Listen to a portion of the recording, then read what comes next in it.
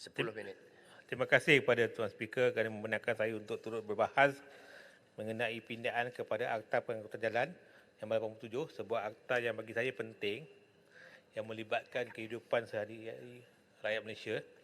Cumanya kita telah tadi bila saya dilihat senarai pembahas yang diumumkan oleh Timbalan Speaker sebelum lunch tadi, kita dapati semua yang terlibat berbahas daripada Pakatan Harapan, daripada pembangkang, seolah kerajaan hanya menteri seorang je yang peka pada isu pengangkutan jalan ini.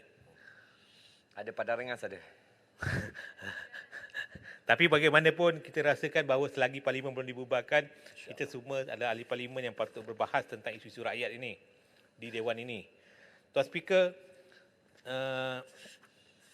saya tak tanya kepada menteri. Pertamanya, saya rasa pindaan ini saya tidak ada masalah sangat untuk menyokongnya.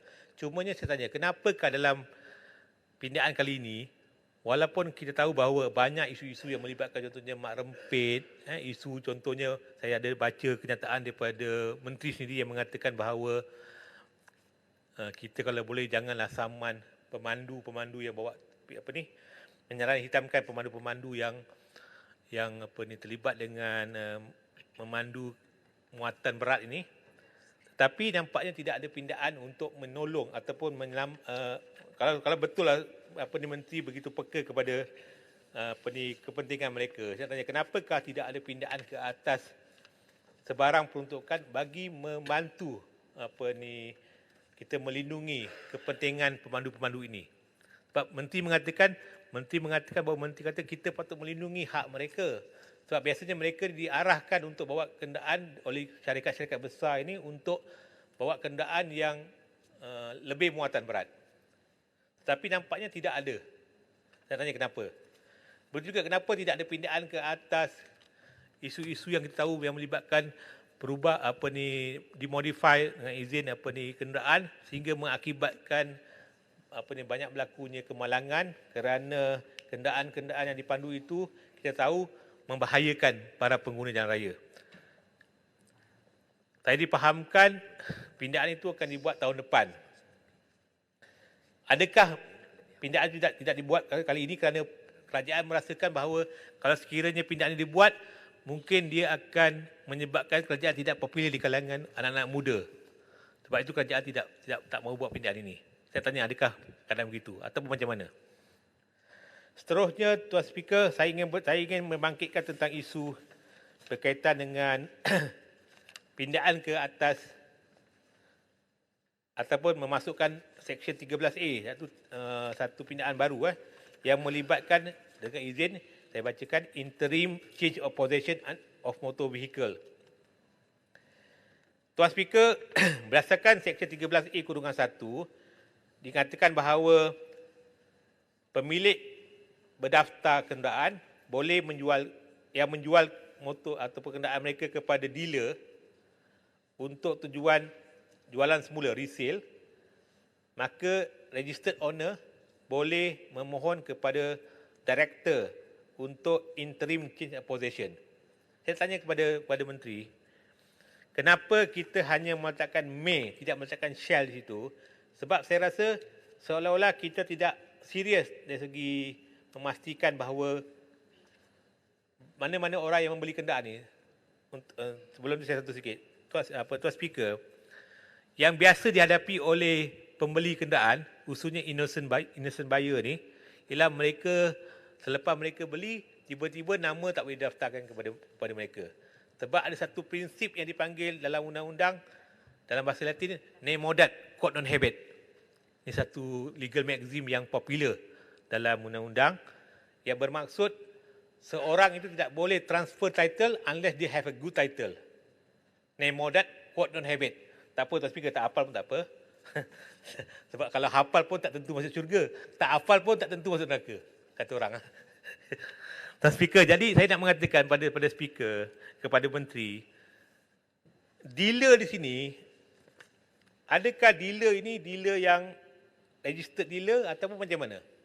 Kalau sekiranya kadang-kadang ada berlaku keadaan Menteri di mana dealer ini mungkin tidak menjual kenderaan untuk resale, daripada daripada registered owner yang, maksudnya syarikat-syarikat syarikat-syarikat yang menyediakan kewangan ni, tapi dalam bentuk kawan mereka. Contohnya seorang kawan, dia nak jual kenderaan second hand car ni kepada, dia minta supaya dealer tolong jualkan. Ketika itu, saya nak tanya, selalunya dalam kes macam itu yang masalah menteri, kerana apa? Bila orang beli, tiba-tiba kenderaan itu mungkin ada masalah. Contohnya title is defective ke dan sebagainya. So, dalam keadaan begitu, macam mana kita nak melindungi para innocent buyer ini? Sebab berdasarkan nemodat tu selalunya, basic nemodat itu menyebabkan selalunya orang yang beli kenderaan itu daripada dealer, tiba-tiba kenderaan tidak boleh dipindah milik ke mereka sebab atas alasan contohnya adanya masalah kepada title itu. Sebagai contoh, mungkin orang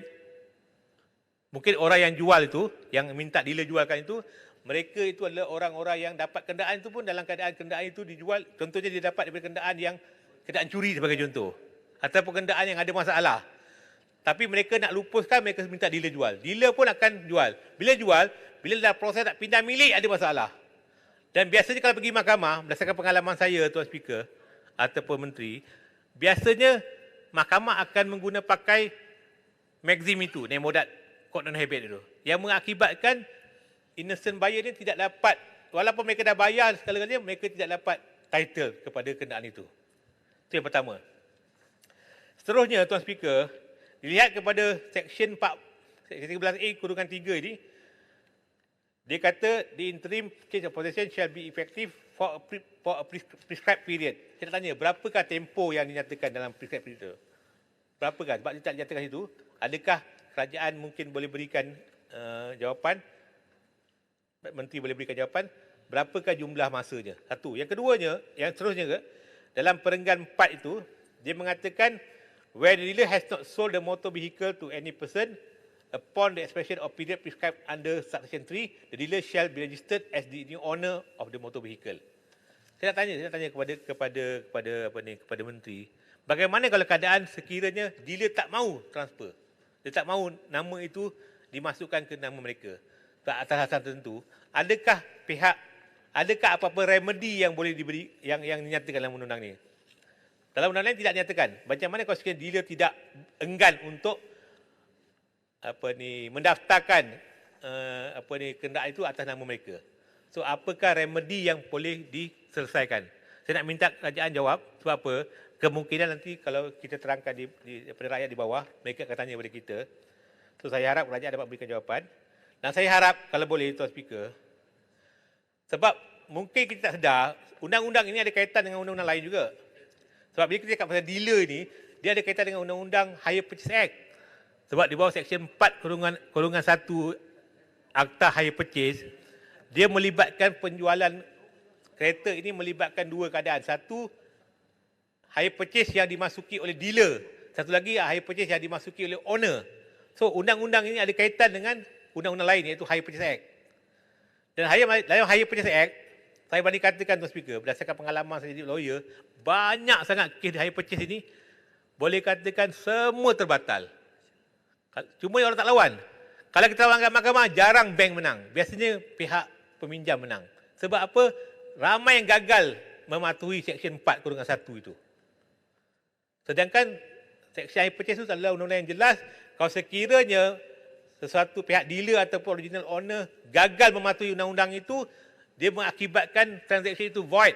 Bukan saja void, malahan satu kesalahan. Tetapi yang biasanya berlaku, Tuan Speaker, jarang pihak owner ataupun dealer diambil tindakan. Saya nak tanya kepada Perdana Menteri, bila kita buat undang-undang ini, kita harap ada satunya penguatkuasaan yang betul-betul telus lah. Supaya kita harap... Minta rumuskan. Okey. Sebagai penutup, saya nak sentuh sikit pasal penimbang, isu penimbang. Iaitu Seksyen baru 63A. Penimbang kenderaan yang semasa bergerak.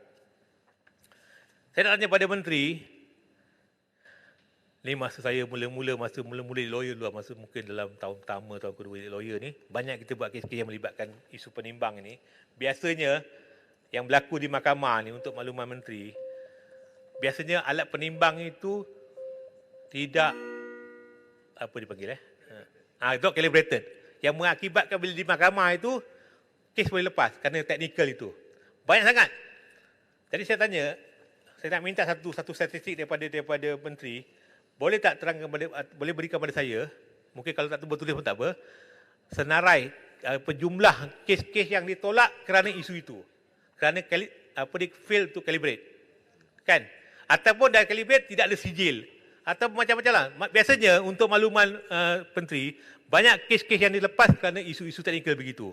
Saya harap pihak menteri mungkin boleh mengambil satu maklumat benda ini. Dan kalau boleh, kita tak mahulah kalau undang-undang dilaksanakan. Tuan Speaker, boleh saya mencelah? Boleh. Boleh Saya nak nak landing ni. Masa dah tamat. Tak apa, sekejap. Ada soalan. Minta you kepada discussion Menteri. Tak, ini floor. saya benarkan, minta betul. sekejap Okey. Isu 63. Baik. Sila. Terima kasih Tuan Speaker. Menteri, kita lihat kepada cadangan di dalam the new section 63A that melalui section 8 bil ini. Yang berhormat Menteri, soal berkenaan dengan weighing computerized elektronik ni, ianya mengakibatkan hasil data. So apabila kita weigh, kita memang ada data dia.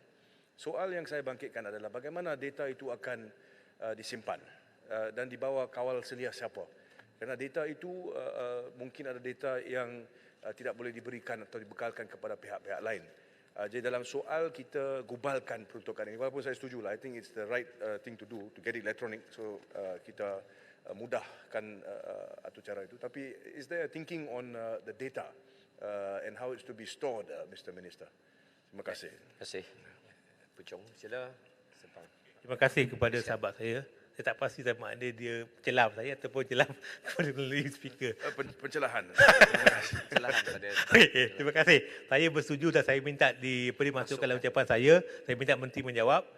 Sekian saja. Baik, terima kasih. Terima kasih Yang Berhormat Sepang. Seterusnya saya jumpa Yang Berhormat Sungai Petani.